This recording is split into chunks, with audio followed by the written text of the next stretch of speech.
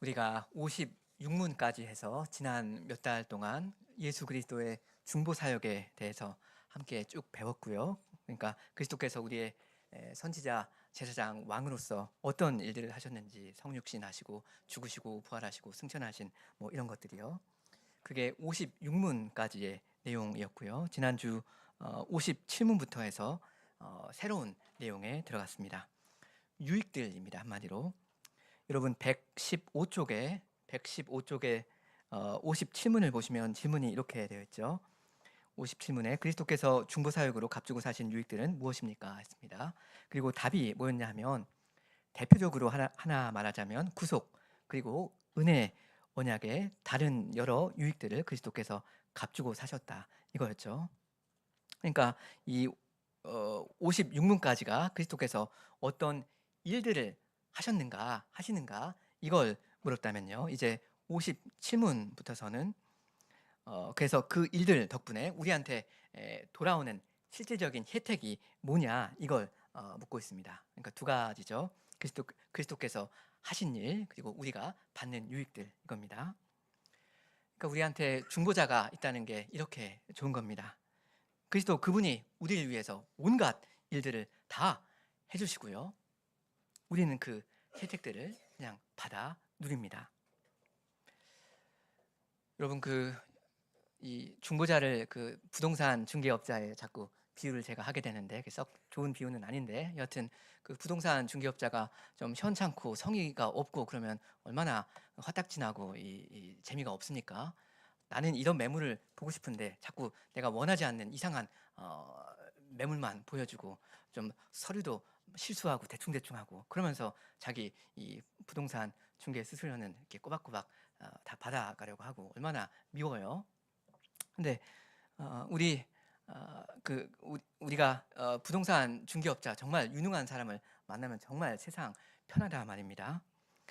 우리가 원하는 그런 매물 정확히 보여주고 다 정확히 서류 작성해가지고 여기 사인만 하세요 하지 않습니까? 그냥 그런 사람한테는 뭐 팁으로라도 이 중개 수수료를 더 주고 싶을 만큼 뭐 그런 마음이 든단 말입니다. 근데 우리 예수님이 우리와 하나님 사이에 계신 중보자이신데, 이분이 우리한테 부동산 중개 수수료를 달라고 하시는 게 아니라 우리를 위해서 중보자로서 값주고 사신 것들이 있습니다. 그것을 우리한테 공짜로 주십니다. 우리를 위한 그 유익들, 이게 한마디로 구속이라고 할 수 있는데요. 그럼 세상 모든 사람들이 이 그리스도께서 값주고 사신 구속을 받는가 하면, 그걸 다 누리는가 하면 그렇지 않습니다. 일부 사람들만 그 유익들을, 은덕들을 받습니다. 왜 그런가? 이걸 이제 58문부터서 이야기하는데요. 그래서 58문 질문이 이거였죠. 58문에 우리가 어떻게 그리스도의 값주고 사신 구속에 참여하는 자가 됩니까? 했습니다. 근데 여기서 말하자면 답의 주어가 우리가 아니라는 사실이 중요하다 그랬습니다.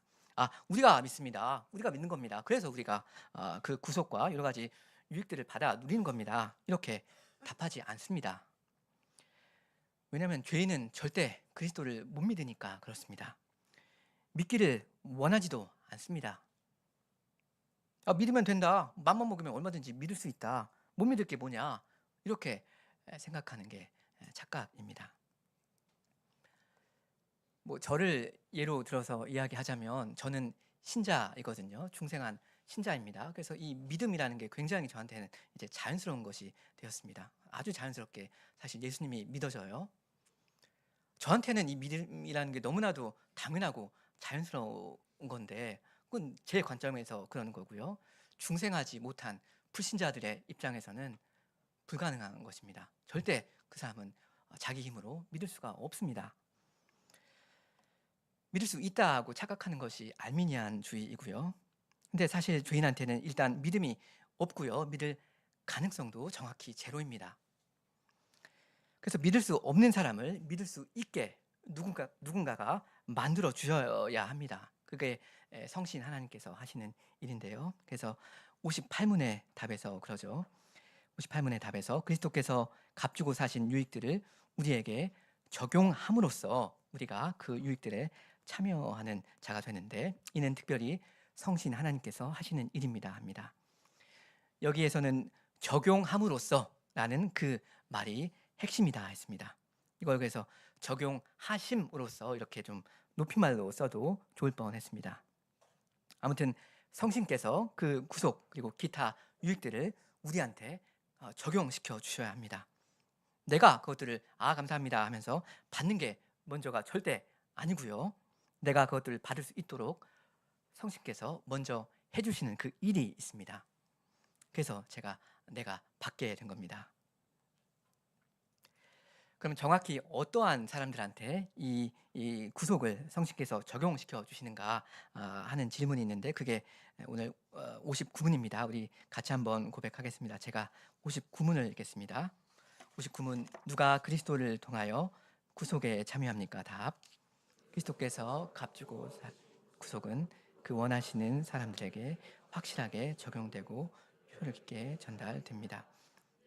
때가 이르러 성신에 의해 복음을 따라 그리스도를 믿을 수 있게 됩니다.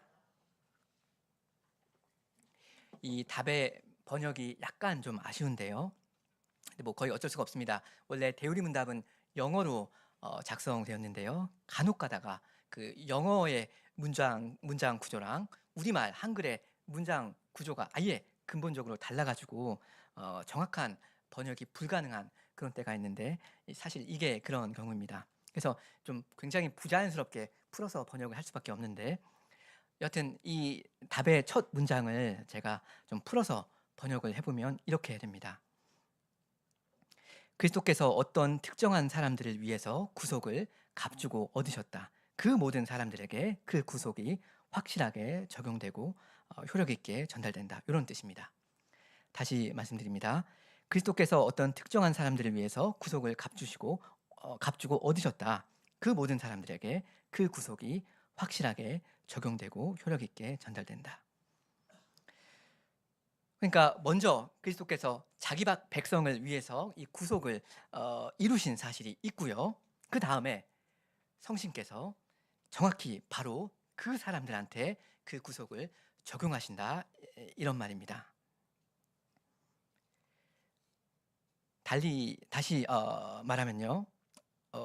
다시 말하면 그리스도께서 세상에 있는 모든 사람들을 위해서 십자가에서 죽으셨고, 그 다음에 성신께서 그 사람들 중에서 일부한테 그 구속을 적용하시는 게 아니라, 그리스도의 그 구속 성취의 대상과 그 성신의 구속 적용의 대상이 완전히 똑같다, 정확히 일치한다, 이런 말입니다.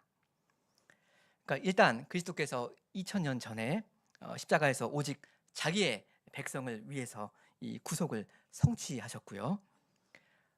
다른 사람이 전혀 아니라 바로 그 사람들한테 성신께서 그 성취된 구속을 적용하신다, 그리스도를 믿게 해주신다, 이겁니다. 우리 그 요한복음 6장을 좀 같이 보면 좋겠습니다. 요한복음 6장 36절부터인데요.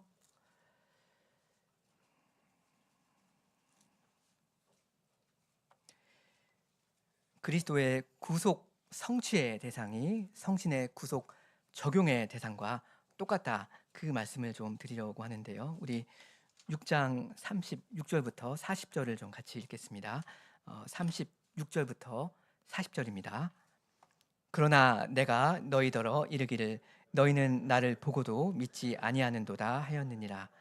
아버지께서 내게 주시는 자는 다 내게로 올 것이요 내게 오는 자는 내가 결코 내어 쫓지 아니하리라. 내가 하늘로서 내려온 것은 내 뜻을 행하려 함이 아니요 나를 보내신 이의 뜻은 내게 주신 자 중에 내가 하나도 잃어버리지 아니하고 마지막 날에 다시 살리는 이것이니라. 내 아버지의 뜻은 아들을 보고 믿는 자마다 영생을 얻는 이것이니 마지막 날에 내가 이를 다시 살리리라 하시니라.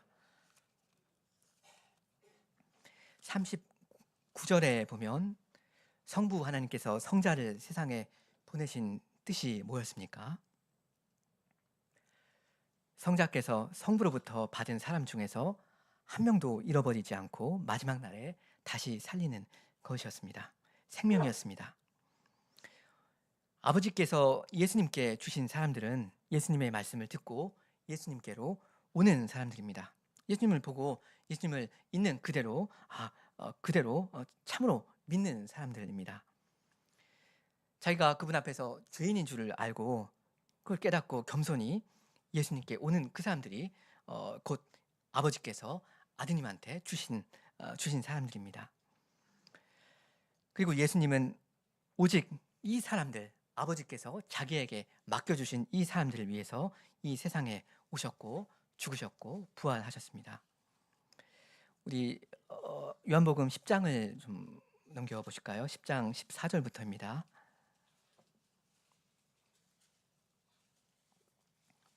10장 14절부터 제가 읽겠습니다. 나는 선한 목자라. 내가 내 양을 알고 양도 나를 아는 것이 아버지께서 나를 아시고 내가 아버지를 아는 것 같으니 나는 양을 위하여 목숨을 버리노라. 또 이 우리에 들지 아니한 다른 양들이 내게 있어 내가 인도하여야 할 터이니 저희도 내 음성을 듣고 한 무리가 되어 한 목자에게 있으리라. 주님은 선한 목자이시고요. 목자는 원래 자기의 양들이 누구인지 압니다. 이름으로도 아실 만큼 아주 친근히 아십니다. 관계가 있다는 뜻이죠. 아버지께서 아들을 아시고 아들이 아들을 아시는 것처럼 그렇게 이 목자이신 이 예수님의 그리고 예수님과 그 양들의 관계가 친근합니다. 그리고 예수님께서 오직 자기 양들을 위해서 목숨을 버리려 하십니다. 그리고 16절을 보면 16절에 주님께서는 이 우리에 들지 아니한 다른 양들이 내게 있다 하십니다. 이건 앞으로 미래에 주께서 불러서 장차 인도하실 양들이죠. 양들은 오순절 이후에 주님께서 사도와 성신을 통해서 구원하실 이방인들입니다. 우리들 이야기죠. 아직 십자가를 지시지 않은 때인데 주님은 이미 그들을 사랑하고 아십니다. 그래서 오직 자기의 백성, 자기의 양들을 위해서 십자가로 지금 나아가시려는 겁니다. 그러니까 분명히 우리가 알 수 있는 건 주님께서 십자가를 지신 건 모든 사람을 위한 게 절대 아니었습니다. 불특정 다수를 위해 죽으신 게 절대 아니고요. 오직 아버지께서 자기에게 주신 자기 백성, 자기 양들을 위해서 그 십자가를 견디셨습니다. 원래 목자라는 게 세상 모든 양들을 다 이렇게 담당하는 게 아니지 않습니까? 자기가 관할하는 이 돌보는 양들이 따로 있습니다. 불특정 다수가 아니고요. 그러니까 내 양을 위해서 내가 내 목숨을 버린다 하는 건 예수님께서 십자가에 달리셨을 때 누구를 생각하시면서 그 십자가의 고통을 견디셨는가, 그걸 우리가 얼마든지 생각할 수 있는 거죠. 불특정 다수를 위해서 십자가에 가신 게 절대 아닙니다. 아주 구체적인 의도를 가지고 자기 백성을 위해서 그 길을 가셨습니다. 근데 어떤 다른 사람들은 주장하기를 예수님께서 십자가에 달리신 건 모든 인류를 위해서 하신 거다, 이렇게 이야기합니다. 그리고 그 모든 인류 중에서 믿는 사람들만 그 공효를 실제로 받아 누린다, 이렇게 이야기합니다. 알미니아 아니죠. 이런 주장은 사람한테 하나님의 은혜를 받을 능력도 있고 거부할 능력도 있다 하는 그런 잘못된 가르침 위에 서 있는 겁니다. 구원이 오직 하나님께로서 말미암는 게 아니라 사람의 믿음에도 얼마만큼은 달려있다 이겁니다. 그래서 예수님의 십자가가 뭐냐 할 때 모든 사람한테 구원받을 기회를 공평하게 제공한 것이고 그 기회를 준 거고, 그걸 믿은 사람은 구원 받고 안 믿는 사람은 구원 안 받는다 이겁니다. 근데 여러분의 구원이 여러분 자신의 손에 조금이라도 달려 있다고 한번 상상해 보세요. 그럼 여러분 안심이 되십니까? 든든한 마음이 듭니까? 여러분의 구원이라는 게 확실한 것이 되겠습니까? 만일에 여러분의 구원이 조금이라도 여러분의 그 손에 달려 있다 그랬다면 한 가지만은 확실합니다. 아무도 구원받지 못한다는 겁니다. 만일 구원이 나한테 달려 있다면 내 구원은 더 이상 확고하지 못하다, 이게 지금 문제가 아니고요. 구원이 조금이라도 나한테 달려 있다면 멸망이 틀림없다 하는 겁니다. 이게 문제입니다. 네, 천만 다행히도 구원은 하나님께 달려 있습니다. 오직 하나님께 달려 있습니다. 구원은 여호와께로 말미암습니다. 예수 그리스도께서 우리의 구속자이십니다. 그리고 하나님의 백성 그리스도의 양들에게, 정확히 그 양들에게 성신께서 그 구속을 적용하십니다. 복음을 따라 그리스도를 믿게 해주십니다. 하나님께서 여러분을 구원하시려고 그리스도를 보내주시고 그리고 성신을 또 보내주시는데 그리스도를 거절하고 성령님을 거절하면 어떻게 되겠습니까? 그럼 멸망하는 겁니다. 우리 60문을 보겠습니다. 그 59문 맨 끝에 복음을 따라 그리스도를 믿을 수 있게 됩니다 했는데, 복음을 따라 그리스도를 믿을 수 있게 된다, 이거에 대한 질문입니다. 제가 60문을 읽습니다. 복음을 전혀 듣지 못하여 예수 그리스도를 알지 못하던 사람들이 본성의 빛을 따라 그들의 삶으로서 구원을 얻을 수 있습니까? 답. 복음을 전혀 듣지 못하여 예수 그리스도를 알지 못하고 그를 믿지 아니한 사람들은 본성의 빛이나 그들이 믿는 종교의 법을 따라 부지런히 자기들의 생활을 세워갈지라도 구원받을 수 없습니다. 다른 이로서는 구원받을 수 없고 오직 그리스도로만 받을 수 있는데 그분만이 그분의 민 교회의 구주이십니다. 번역을 하나 수정할 게 있는데요. 제일 끝에요. 그분만이 그분의 몸인 교회의 구주이십니다. 이렇게 되어 있는데 그분은 오직 그분의 몸인 교회만의 구주이십니다. 이렇게 수정하시면 되겠습니다. 교회만의 구주이십니다. 그분은 오직 그분의 몸인 교회만의 구주이십니다. 그 이야기입니다. 그러니까 다른 사람들을 구원하지 않고 오직 교회만을 구원하신다. 제일 끝에 나오는 말이 그 이야기입니다. 이 60문은 복음에 대한 이야기인데요. 복음은 말 그대로 좋은 소식 아닙니까? 그리스도께서 죄인들을 위해서 죽으셨다, 죄인들을 위해서 다시 살아나셨다는 소식입니다. 이 소식이 죄인들한테 전파되고 죄인들이 그 소식을 듣고 믿을 때, 그 복음을 믿고 그리스도를 의지할 때 구원을 받습니다. 이게 기독교가 가르치는 중요한 진리입니다. 그런데 아니 그건 다 좋은데 그건 그렇고 복음을 전혀 듣지 못한 사람들이 이 세상에 널려 있지 않느냐, 그 사람들은 어떻게 되느냐 하는 질문이 일어날 수가 있죠. 여러분, 이 질문에 대해서 성경이 내놓는 답이 있습니까? 답이 있습니다. 애매한 것이 없고요. 이미 성경은 답을 했습니다. 성경의 답은 사실 명명백백합니다. 복음을 전혀 듣지 못한 사람들이 어떻게 되느냐, 멸망한다고 성경은 분명히 가르칩니다. 왜 멸망합니까? 복음을 믿지 않기 때문입니까? 당장 그것은 아닐 겁니다. 이 사람들은 복음을 들은 적도 없습니다. 그래서 너 왜 복음을 믿지 않았느냐, 이렇게 주께서 책망하지는 않으실 겁니다. 복음을 듣고도 믿지 않은 사람들한테는 그런 책망을 하시겠지만요, 복음을 듣지 않아서 믿지 않는 사람한테는 너 왜 복음을 믿지 않았느냐, 이렇게 정죄하지는 않으실 겁니다. 그럼 왜 멸망하는가? 복음을 듣지 못하고 살아간 사람들이 멸망할 수밖에 없는 건 자기들의 죄 때문입니다. 여러분, 죄의 삭은 사망이지 절대 생명이 아닙니다. 세상 모든 사람들은 하나님을 알고요, 그런데 그리스도를 모릅니다. 하나님을 알고 그리스도를 모르는 사람은 다 멸망하겠습니다. 로마서 1장을 몇 구절 같이 보겠습니다. 로마서 1장 16절부터입니다.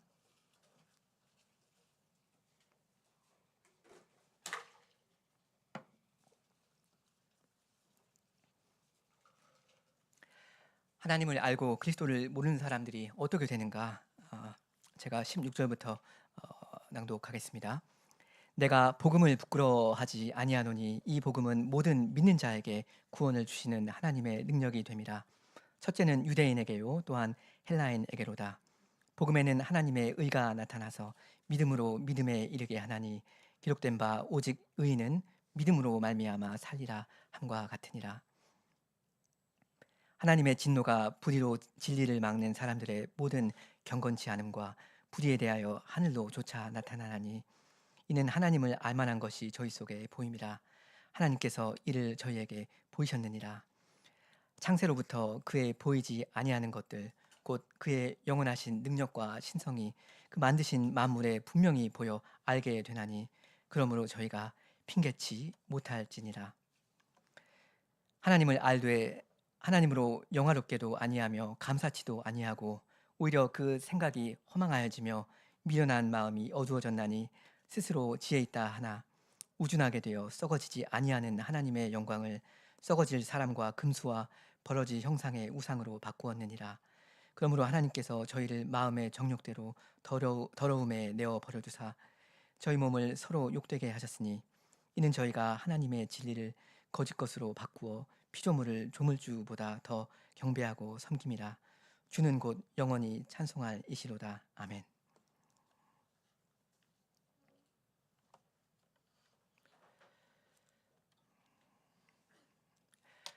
말씀드린 그대로입니다. 죄인은 핑계할 수 없습니다. 사람은 다 죄인이고요. 죄인은 다 멸망합니다. 이것이 복음의 전제입니다. 죄인들은 다 멸망한다 하는 이 대전제 하에 하나님이 그리스도로 말미암아 죄인을 구원하신다 하는 그 놀라운 복음이 선포되는 겁니다. 절망밖에 보이지 않는 이 암흑 같은 현실 가운데 그 복음의 빛이 비치는 것입니다. 캄캄한 암흑입니다. 검정색입니다. 아무 가능성이 없습니다. 이것을 우리가 인정해야 복음이 복음 되겠습니다.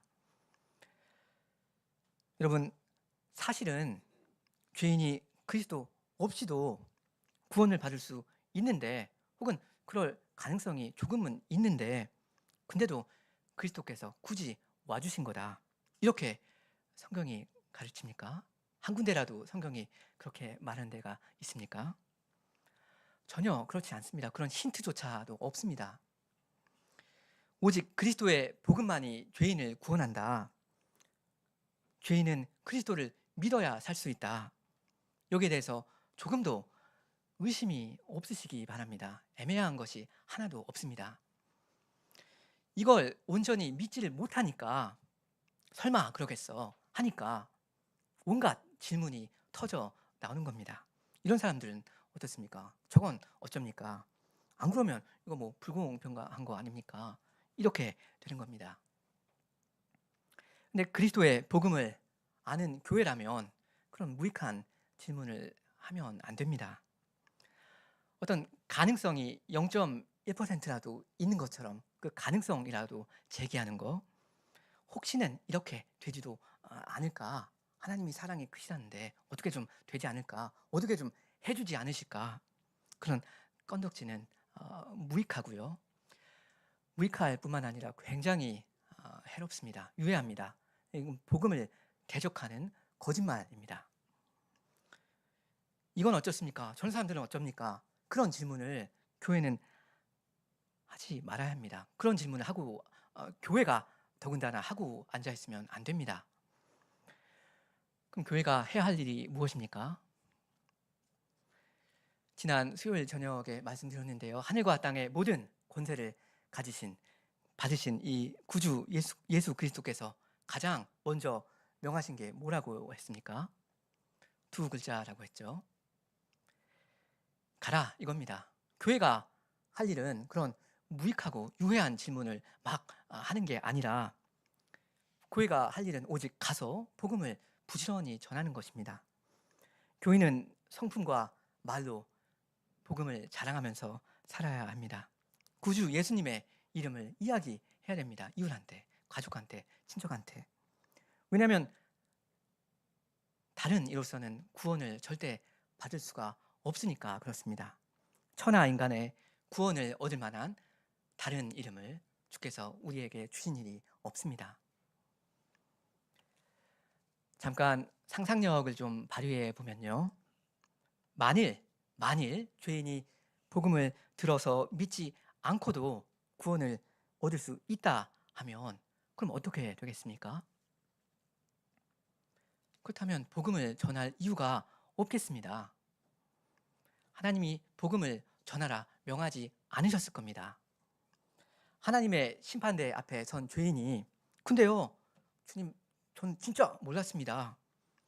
아무도 나한테 와서 복음을 전하지 않았습니다. 그래서 내가 주님이 예수님을 보내주신 거, 죽으시고 부활하신 거, 난 정말로 몰랐습니다. 예수님의 이름 들어본 적도 없습니다. 이렇게 말할 때 하나님께서 그러냐? 그럼 너는 괜찮다. 몰랐다면 그건 네 잘못은 아니지. 괜찮다. 통과, 천당.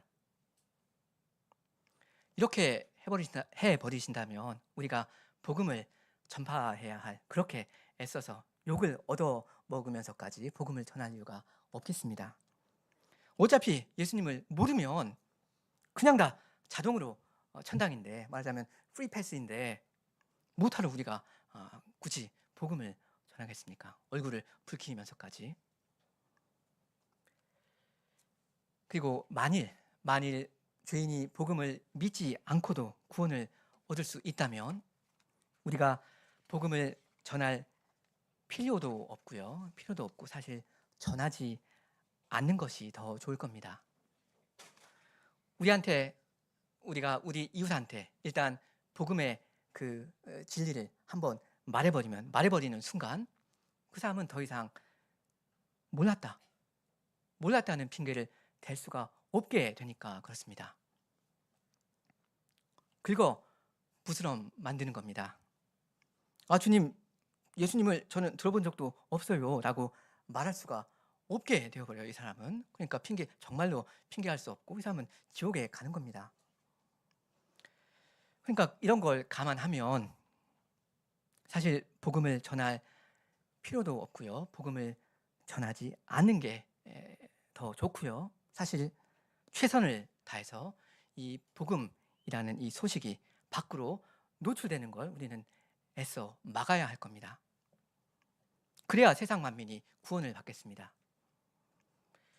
복음 전파를 교회가 아주 억제함으로써 모든 사람이 나는 예수님이 구주신지 미처 몰랐다 하는 핑계거리를 확보할 수 있도록 우리가 도와주어야 했을 겁니다. 네, 여러분, 성경이 그렇게 가르칩니까? 못하러 그렇게 피곤하게 나서서 가서 복음을 전하고 그러냐? 가만히 있거라. 그러셨습니까? 마태복음 28장 끝부분에서 예수님께서 명하시기를 가만히 앉아 있어라, 가만히 있거라 하셨습니까? 그렇지 않습니다. 로마서 10장 13절 이하에 누구든지 주의 이름을 부르는 자는 구원을 얻으리라. 그런즉 저희가 믿지 아니하는 일을 어찌 부르리요? 듣지도 못한 일을 어찌 믿으리요? 전파하는 자가 없이 어찌 들으리요? 보내심을 받지 아니하였으면 어찌 전파하리요? 기록된 바 아름답도다 좋은 소식을 전하는 자들의 발이여 함과 같으니라.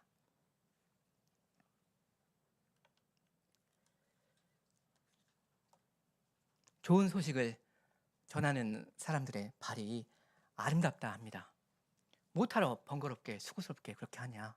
가만히 내비두는 게 상책이다 하지 않으셨습니다. 가라 명하셨고요. 가는 그 발이 귀하다, 아름답다 하셨습니다.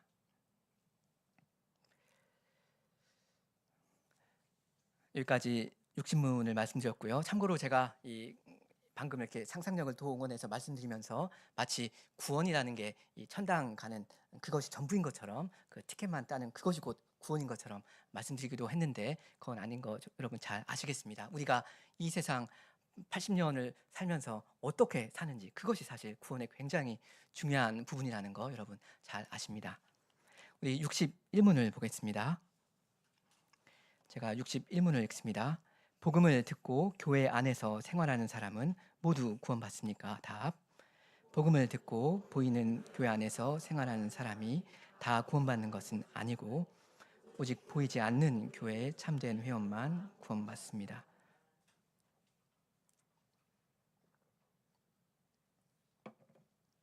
이 보이는 교회, 보이지 않는 교회에 대해서는 다음 시간에 말씀을 드리겠고요. 오늘은 이렇게만 말씀드리겠습니다. 교회가 구주가 아니라는 사실입니다. 사람이 교회 안에 있다고 해서 구원을 받는 게 아니고요. 그리스도 안에 있어야 구원을 받겠습니다. 교회 안에 은혜의 방도들이 맡겨진 것이 사실이지만요. 그 구원의 은혜의 방도들에 매주일 이렇게 접촉하면서 산다고 해서, 그렇게 한다고 해서 구원을 얻는 게 결코 아닙니다. 절대 교회가 죄인을 구원하지 않고요. 예수 그리스도께서 죄인을 구원하십니다. 그러니까 개근상 탈 만큼 교회에 꼬박꼬박 출석한다 해서 구원받는 게 아니고요. 헌금 열심히 드린다고 해서, 혹은 교인들과 별탈 없이 하하호호 하면서 잘 교제하면서 지낸다 해서 구원받는 게 아니고요. 심지어는 신앙 고백을 한다고 해서, 성찬상에 나아간다고 해서 구원받는 게 아니고요. 자기 죄를 참으로 버리고 예수 그리스도를 참으로 믿는 사람만 구원을 받겠습니다. 교회 안에서 몇십 년을 살았지만 사실은 줄곧 그리스도 밖에 있는 죄인, 그런 사람이 세상에서 가장 불쌍한 사람이라고 저는 생각합니다. 교회 안에 있지만 그리스도 밖에 있는 사람, 그 사람이 가장 불쌍한 사람이고요. 그리고 그런 사람이 심판날에 가장 많이 맞을 것입니다. 우리 누가복음 12장을 보고 마치겠습니다. 누가복음 12장 47절입니다.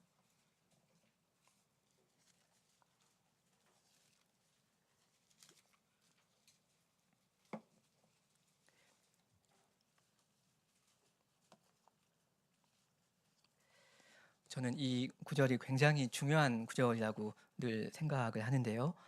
우리 47절, 48절을 같이 읽겠습니다. 주인의 뜻을 알고도 예비치 아니하고 그 뜻대로 행치 아니한 종은 많이 맞을 것이요, 알지 못하고 맞을 일을 행한 종은 적게 맞으리라. 무릇 많이 받은 자에게는 많이 찾을 것이요, 많이 맡은 자에게는 많이 달라 할 것이니라. 하나님은 공의로운 분이십니다. 그래서 죄인을 처벌하실 때 각 사람의 죄만큼 정확히 처벌하십니다. 적게 받은 자한테 많이 요구하시지도 않고요. 많이 받은 자한테 적게 요구하시지도 않습니다. 맞을 일을 많이 한 사람한테 적게 때리시지도 않고요. 맞을 일을 비교적 적게 한 사람한테 많이 때리지도 않으십니다. 근데 보이는 교회 안에서, 이 광양개혁교회 안에서 산 사람, 많이 받은 사람입니까? 아니면 적게 받은 사람입니까? 하나님의 복음은 이 세상 모든 곳 중에서 특히 교회에 집중되어서 교회에 쏟아지거든요. 하나님의 복이. 하나님의 말씀이 교회 안에서 살아서 움직이지 않습니까? 근데 이 지역교회 안에서 몇십 년 살면서 주님의 뜻을 어느 만큼 들어서 모를 수가 없도록 알면서도, 알고도 그 뜻을 행하지 않은 사람, 완강하게 주님의 뜻을 거부하는 사람, 어떻게 해야 되겠습니까? 그런 사람은 가장 호된 형벌을 받을 것입니다. 그런 사람이 우리 교회는 한 사람도 없기를 진심으로 바랍니다. 부디 회개하고 예수님을 믿으시기 바랍니다. 그래서 다가오는 진노와 그 천벌을 면하시고 하루를 사시더라도 사람답게 행복하게 사시기 바랍니다. 함께 기도하시겠습니다.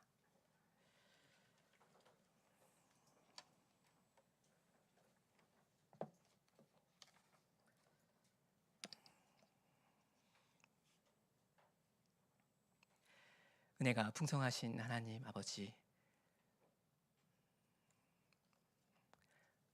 저희를 영원한 지옥과 그 천벌에서부터 구원하시려고 하나님의 독생자 예수 그리스도를 저희에게 내어주시고 또한 성신을 보내주셔서 저희가 그분을 믿게 하여 주셨사오니 하나님의 은혜에 감사를 드리옵니다. 하나님의 뜻을 알고도 그리스도의 이름을 듣고도 믿지 아니하는 자는 가장 큰 벌을 받겠사옵니다. 주님, 이 교회에 항상 은혜를 베풀어 주시사 주께서 사람의 그 마음을, 그 다친 마음을 열어주시고 그 죽은 생명의 영생을 주시고 그 부활의 소망을 주셔서 죄인들이 그리스도를 알아보고 그리스도를 믿어 순종하며 영생에 이를 수 있도록 하여 주시옵소서. 이 자리 가운데 그리스도의 복음을 듣고도 멸망할 자들이 있을까 두렵사오니 주께서 은혜를 베풀어 주시옵소서. 예수님의 이름으로 기도합니다. 아멘.